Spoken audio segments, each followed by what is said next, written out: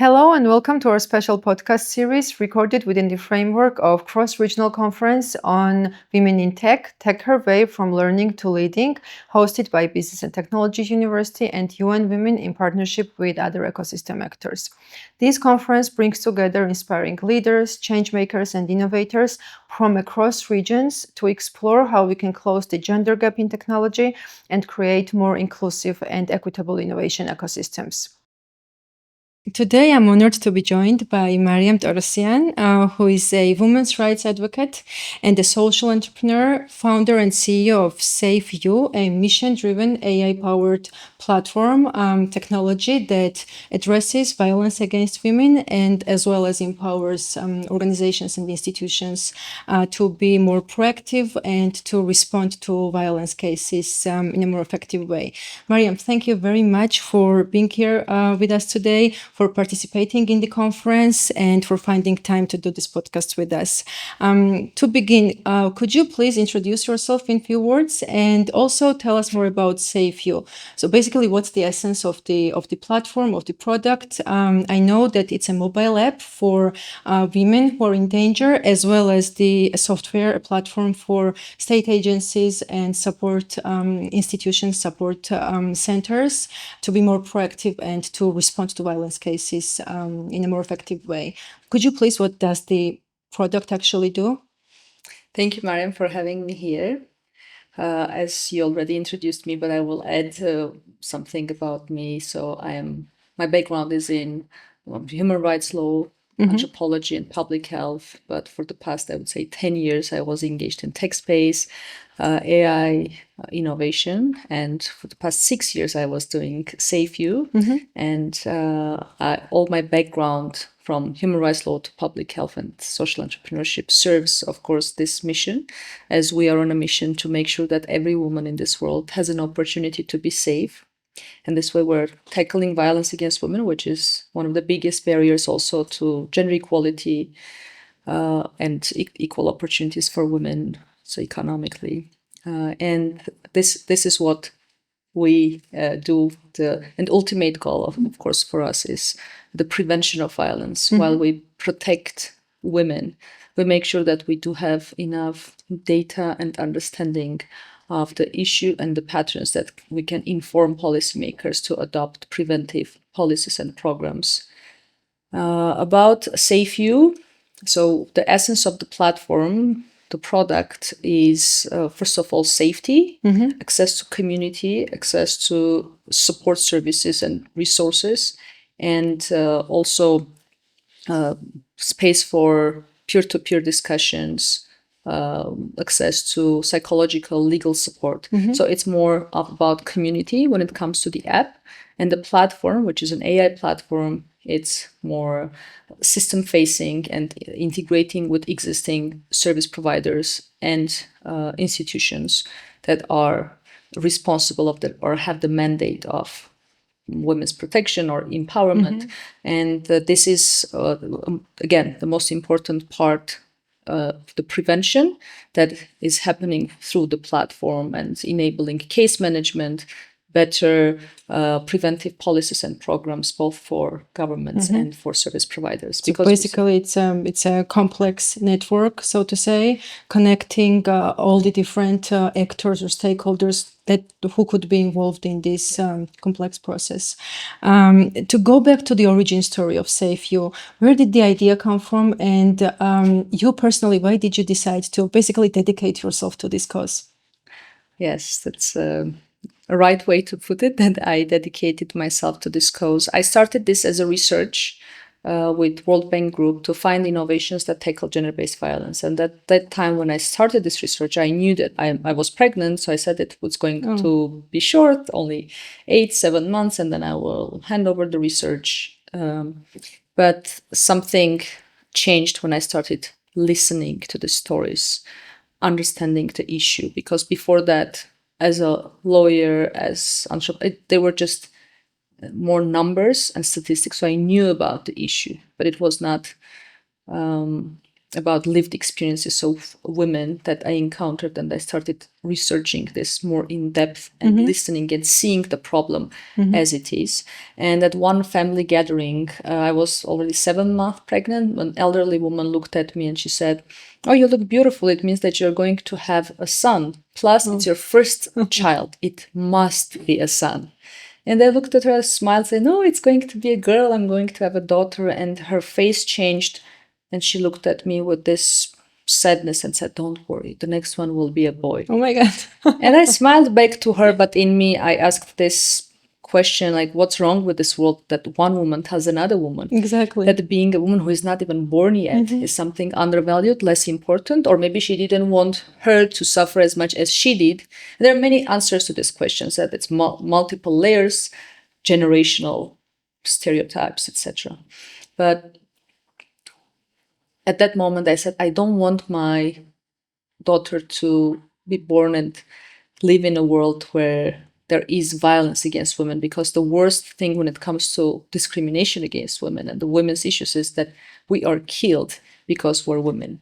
Around more than 50,000 women are killed annually in their own homes just because they're women. And I said, I'm going to create this, I'm going to turn this research into a platform, into a real solution that every woman in this world can have access to safety, community, and resources that she needs when she feels unsafe. On that note, we know that SafeU has been recognized as a digital public good by the United Nations Secretary General, which is huge by itself. First of all, what does that recognition mean to you? And from your perspective, how important is the alignment with global frameworks such as United Nations Sustainable Development Goals when it comes to building and scaling a startup? This recognition is truly very important. It shows our responsibility, our commitment, the ethics of the code that we develop, the security, privacy, and all the highest standards that we could apply while developing the platform. And this kind of frameworks are important for us to speak the same language as the governments do, as the institutions, international organizations do, knowing that we are serving the same goal and we have this joint action. But for us, of course, the impact measurement, it goes very deeply into the lives that we're able to transform, the lives we're able to save. And that's the core of our mission and our work. That's why the entire platform is built centering women in the center, and also making sure that it's not only built for women, it's built with women, and it's built by women, and making sure that we're truly bringing all possible resources and maximizing the opportunity to be safe for women. So yes, these frameworks are important, and it shows also our accountability and commitment, but also next to it, the depth of the mission is also very, very important to pursue the core of the mission. Absolutely agreed. Mariam, you are indeed serving a great goal, and I know that the platform you've built has reached more than 1 million women globally and has directly impacted, if I'm not mistaken, more than 65,000 women. And I also know that you've saved around 300 lives. Could you please tell us more about that and the impact you've created so far, you've achieved so far? So one of the first stories of life-saving intervention that SafeU had actually was from Georgia. Oh, really? Yes. Oh, that's which gave us a lot of inspiration, courage, and motivation to continue what we started, that one story, because there was war in Armenia. We had a very difficult time right after COVID issues in 2020. And the platform was new. And we received this message. It was in Georgian, and my friend then translated it from in English. So it was a young woman of a toddler girl. She went to her lawyer saying that my husband is threatening me with death threats. Okay. And the lawyer said, well, we have to go to police. And then she said, no, I don't think that he will actually harm us, but I just felt unsafe. That's why I wanted to share. And the lawyer says, we just introduced this new app in Georgia. Just download it, put me in your personal contacts, add this organization as your organization or the support service, because in SafeU you can choose up to 3 contacts from your contact list. These are your emergency contacts, up to 3 existing nearby organizations, and you can also activate police button.